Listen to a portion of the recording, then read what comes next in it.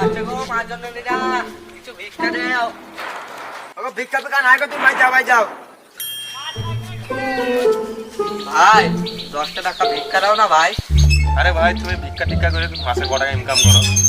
এই ধরেন কোনো মাসে 30,000, কোনো মাসে 40,000 বা 10,000ও হয় কোনো মাসে, কিন্তু গড়ান 30,000 থাকে। আমি মাসে কত টাকা ইনকাম করি তুমি জানো? কত টাকা ইনকাম করো ভাই? 20,000 টাকা ইনকাম করি। 5,000 টাকা বাড়ি খরচে লাগে, তাই থাকে আর কত? 15,000 টাকা ভাই। দুই ছেলে পড়াশোনা খরচায় এখনো 3,000 টাকা লাগে, তাহলে আর থাকে কত ভাই? তাহলে 3,000 বাদ গেল, আর 12,000 থাকে।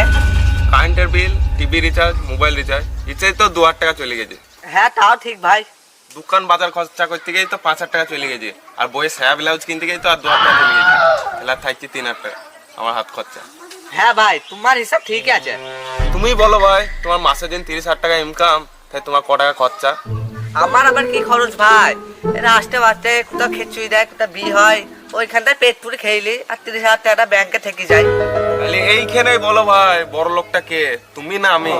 তাই তো গো ভাই, আমার থেকে তো তুমি বেশি গরিব, তোমাকে পয়সা দেওয়া দরকার। দাও এলা 200 টাকা লাও, গাড়ি তেল ভরবা দিয়ে আস করে বেড়াবা। আমি যাই।